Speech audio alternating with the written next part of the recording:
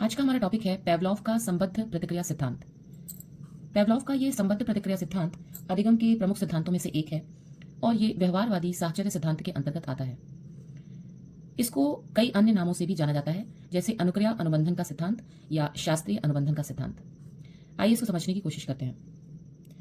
पेवलॉव द्वारा प्रतिपादित इस सिद्धांत को अनुक्रिया या शास्त्रीय अनुबंधन का सिद्धांत भी कहते हैं। इस सिद्धांत के अनुसार सीखने के लिए उद्दीपक का होना आवश्यक नहीं है। यहाँ पर जिस उद्दीपक की बात की गई है वो उद्दीपक है प्राकृतिक उद्दीपक। अनुबंधित उद्दीपक के प्रति भी अनुक्रिया होती है। यहाँ पर अनुबंधित उद्दीपक कृत्रिम उद्दीपक है और अपने सही अर्थों में अनुबंधित उद्दीपक के प्रति जो अनुक्रिया होती है उसी को सीखना या अधिगम कहते हैं। यहाँ पर यह बताया गया है कि पेवलॉव के संबद्ध प्रतिक्रिया सिद्धांत के अंतर्गत जब प्रयोग किया गया तो उस प्रयोग में दो तरह के उद्दीपनों के बीच एक अनुबंधन स्थापित हुआ। अनुबंधन स्थापित होने के बाद प्राकृतिक उद्दीपन की अनुपस्थिति में भी अनुक्रिया होती रही और इसी अनुक्रिया को सीखना या अधिगम कहा गया है। इसको और आसान भाषा में समझते हैं, उससे पहले हम जानेंगे कि पेवलॉव ने क्या प्रयोग किया था। आइए देखते हैं कि पेवलॉव ने किस प्रयोग के बाद संबद्ध प्रतिक्रिया का सिद्धांत प्रतिपादित किया। पेवलॉव ने अपने प्रयोग में एक कुत्ते को भूखा रखकर उसे प्रयोग करने वाली मेज के साथ बांध दिया। उसने उस कुत्ते की लार ग्रंथियों का ऑपरेशन कर दिया था, जिससे कि उसकी लार यानी कि सलाइवा की बूंदों को परख नली में एकत्रित कर लार की मात्रा मापी जा सके। उसने स्वचालित यांत्रिक उपकरणों की सहायता से कुत्ते को भोजन देने की व्यवस्था की। घंटी बजने के साथ ही कुत्ते के सामने भोजन प्रस्तुत हो जाता था। भोजन को देखकर कुत्ते के मुंह में लार आना स्वाभाविक था। इस लार को पाइप से जुड़े एक परख नली में एकत्रित कर लिया जाता था। इस प्रयोग को कई बार दोहराया गया और एकत्रित लार की मात्रा का माप लिया जाता रहा। प्रयोग के आखिरी चरण में भोजन न देकर केवल घंटी की व्यवस्था में भी कुत्ते के मुंह से लार टपकी, जिसकी मात्रा का माप किया गया। इस प्रयोग के द्वारा यह देखने को मिला कि भोजन सामग्री जैसे प्राकृतिक उद्दीपन के अभाव में भी घंटी बजने जैसे कृत्रिम उद्दीपन के प्रभाव से कुत्ते ने लार टपकाने जैसी स्वाभाविक अनुक्रिया व्यक्त की। कुत्ते ने यह सीखा था कि जब घंटी बजती है तब खाना मिलता था। सीखने के इसी प्रभाव के कारण घंटी बजने पर उसके मुंह से लार निकलना प्रारंभ हो जाता था।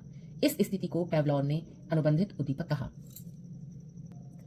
याद रखने की बात यह है कि पेवलॉव के प्रयोग में भोजन जो कुत्ते को दिया जा रहा था वो प्राकृतिक उद्दीपन का कार्य कर रहा था और भोजन देने के साथ जब घंटी बजाई जाती थी वो घंटी कृत्रिम उद्दीपन का कार्य कर रही थी और इन दोनों प्राकृतिक और कृत्रिम उद्दीपनों के मध्य एक अनुबंधन, एक संबंध स्थापित हो गया था, जिस संबंध के कारण प्राकृतिक उद्दीपन यानी कि भोजन की अनुपस्थिति में भी अंतिम चरण में घंटी बजने पर सिर्फ लार का टपकना देखा गया, स्वाभाविक अनुक्रिया देखी गई।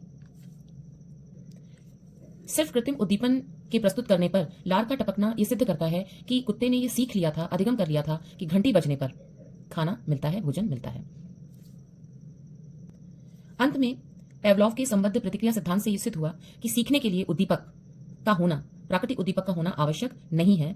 अगर प्राकृतिक उद्दीपक और अनुबंधित उद्दीपक के मध्य संबंध स्थापित हो चुका है तो अनुबंधित उद्दीपक के प्रति भी अनुक्रिया होती है। अब हम संबद्ध प्रतिक्रिया सिद्धांत के शैक्षणिक महत्व को समझने की कोशिश करेंगे। संबद्ध प्रतिक्रिया सिद्धांत का शैक्षणिक महत्व यह है कि सीखने में क्रिया, अनुबंधन और पुनर्बलन पर बल दिया जाता है। जैसा कि आपने देखा कि कुत्ते से बार बार एक क्रिया कराई गई और उन क्रियाओं के कारण प्राकृतिक उद्दीपन और कृत्रिम उद्दीपन के मध्य एक अनुबंधन स्थापित करा दिया गया और कुत्ते ने यह सीख लिया कि कृत्रिम उद्दीपन की प्रस्तुति पर उसे पुनर्बलन मिलता है। इसी प्रकार से विषयों के शिक्षण में शिक्षण साधनों के प्रयोग पर बल दिया गया, यानी कि संबद्ध प्रतिक्रिया सिद्धांत के अनुसार शिक्षण साधनों को कृत्रिम उद्दीपन के रूप में प्रयोग किया जा सकता है और उसके आधार पर छात्रों को पुनर्बलन देकर किसी क्रिया को सिखाया जा सकता है। अनुशासन स्थापित करने में पुरस्कार व दंड का प्रयोग पुनर्बलन की तरह किया जा सकता है, जिससे उनके मध्य अनुशासन की क्रिया स्थापित की जा सकती है। छात्रों की किसी बुरी आदत को अच्छी आदतों में प्रतिस्थापित करने के लिए भी पुनर्बलन का प्रयोग किया जा सकता है। भय तथा मानसिक रोगों को दूर करने के लिए भी पुनर्बलन का प्रयोग किया जा सकता है। वो पुनर्बलन नकारात्मक या सकारात्मक कोई भी हो सकता है। बच्चों को आसानी से सामाजिकरण करने के लिए भी इस संबद्ध प्रतिक्रिया सिद्धांत को इस्तेमाल किया जा सकता है और इसमें खास तौर पर शास्त्रीय अनुबंधन की भूमिका रहती है, जो अनुबंधन प्राकृतिक और कृत्रिम उद्दीपन के मध्य स्थापित होकर प्राकृतिक उद्दीपन की अनुपस्थिति में भी स्वाभाविक अनुक्रिया को होने में मदद करता है।